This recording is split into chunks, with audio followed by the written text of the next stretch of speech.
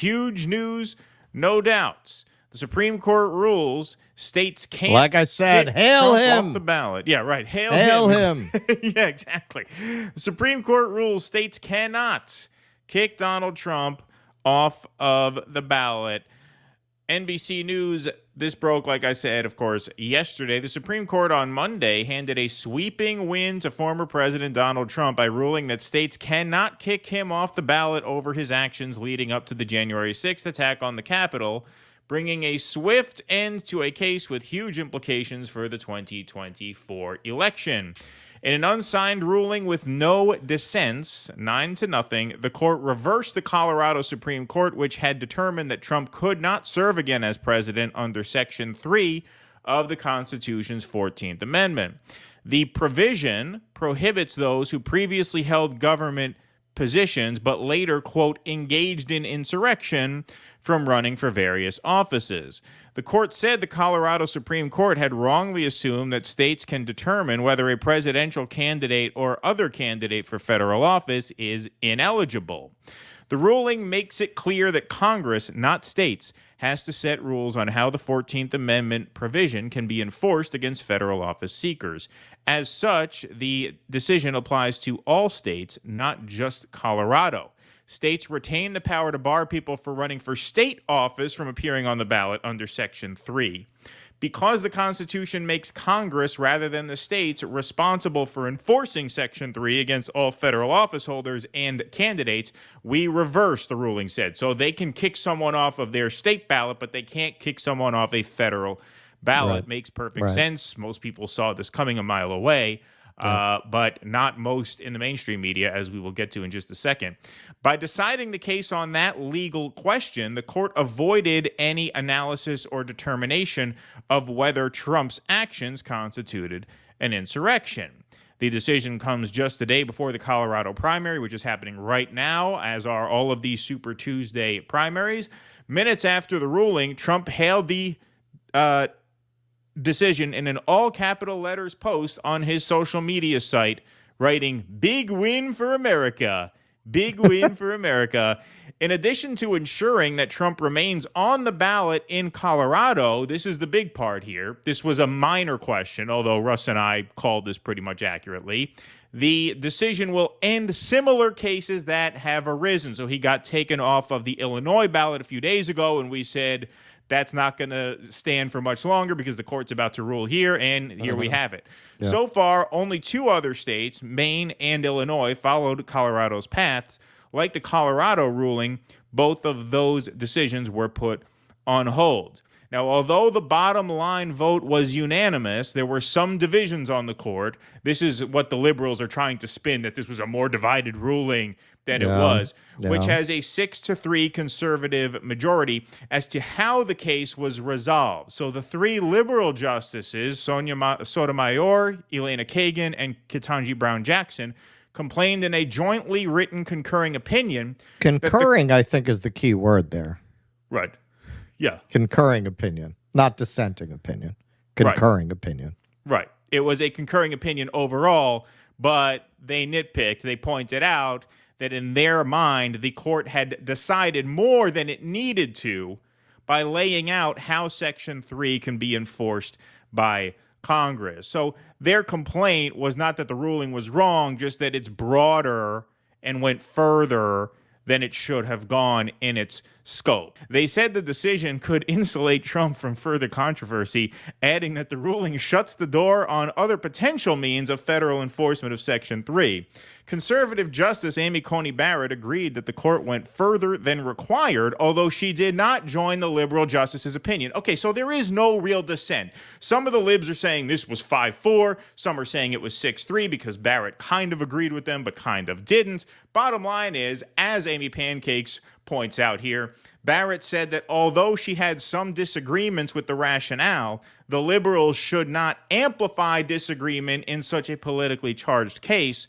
All 9 justices agree on the outcome of this case. That is the message Americans should take home. And she got criticized for saying that because how dare you minimize the dissent? There was no dissent. Even NBC, as Russell mentioned, pointed out it was a jointly written concurring opinion. So whatever disputes that some of the liberals are trying to highlight here are very minor. The fact is that the Democrats, They're technical, for all of their really. fretting, right, exactly, technical, for all of their fretting about what a threat to democracy Donald Trump is, it was now found unanimously by the Supreme Court, including among 3 pretty die-in-the-wool liberals, that the Democrats illegally tried to remove Donald Trump from the race by taking him off of state ballots one by one by one. And I know you're going to hear the Colorado Secretary of State say, well, this was actually Republican voters and unaffiliated voters who brought the lawsuit. We just backed it. Yeah, and a Democrat-appointed court ruled. I'm sure they found some Lincoln Project types, right, who were going to put this up because they didn't want a disqualified candidate representing them in November, right? Some fretting Ukraine flag waving Bill Kristol types, right? And that's what they like to point to. Republicans brought the lawsuit. That's nonsense. A Democrat appointed judge brought this forward, and this was now rejected by a 6-3 conservative majority, with all 3 liberal justices saying, of course, this cannot happen. And when we were on the Jimmy Dore show just last week, I said the Supreme Court, as corrupt as that institution has become, just like all of our institutions, they are the ones that show the most regard for their role within this constitutional system, to the point where even Ketanji Brown Jackson, a Biden appointee, says we can't go here. It's terrible for the country to go here.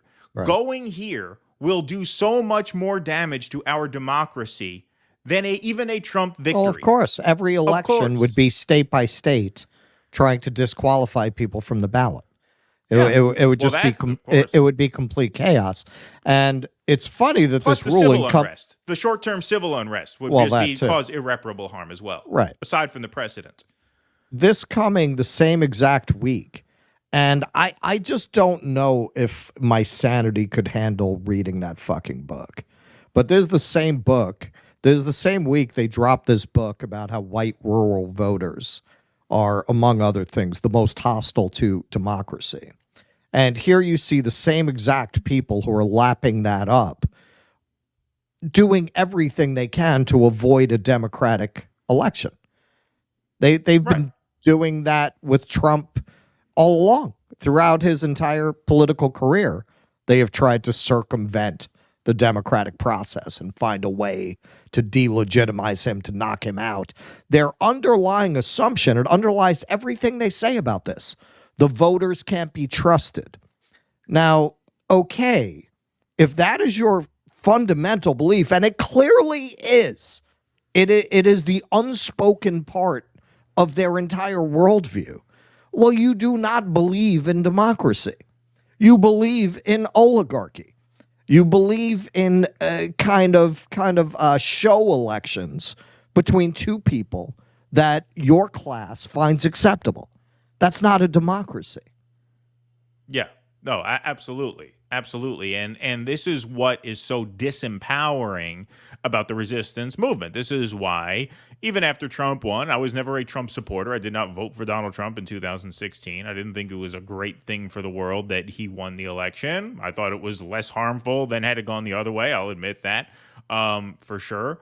But I was far from a supporter of his. And because I was not a supporter of his, I was curious, though never hopeful, I must say, that there would be an organized resistance that was substantive in nature. And it became very obvious from literally day one with the Women's March and the President's Day bullshit march that they had, a month after, that this was going to be controlled opposition, which is what it was, because the resistance to Donald Trump was so disempowering to ordinary people, because it's not actually built in mass movements or mass politics or mass consciousness. It's actually premised in the exact opposite orientation, which is appeal to the permanent power state to crack down on Donald Trump, which takes all the power away from ordinary people. It doesn't give power to ordinary people. They are now the call the manager party. In other words, our resistance against Trump is not organizing against him and mobilizing to actually, win an election.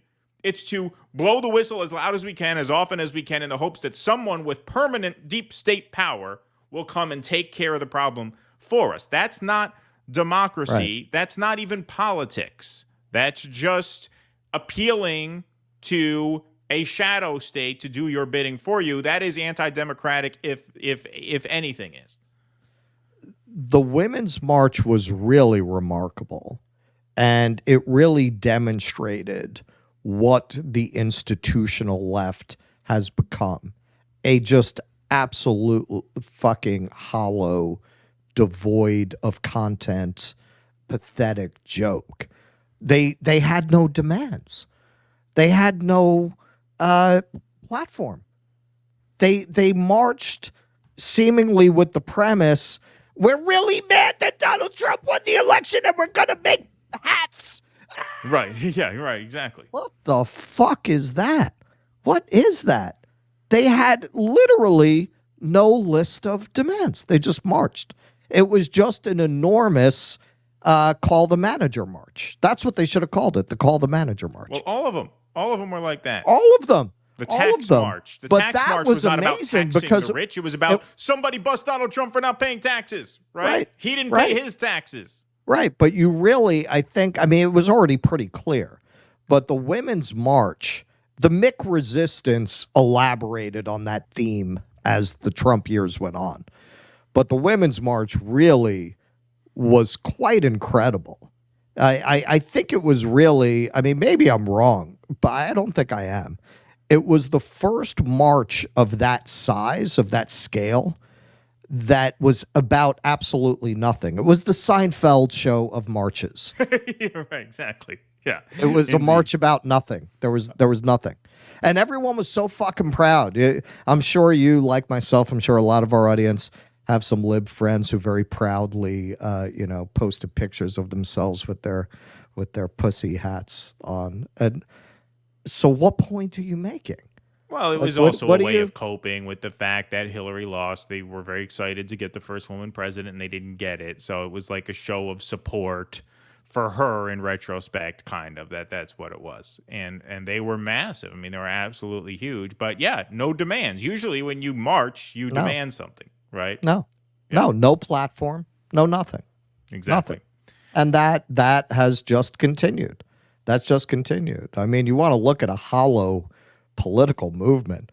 Look at the pathetic souls trying to make a case for Joe Biden now that they believe wrongly. I think we're on the same page about this, wrongly, that they're stuck with him. I think we're on the same page that in the end, that's not the person they're going to be voting for. No, I don't think they're stuck with him at all. But they think they are. So, hey, they're going to run with it.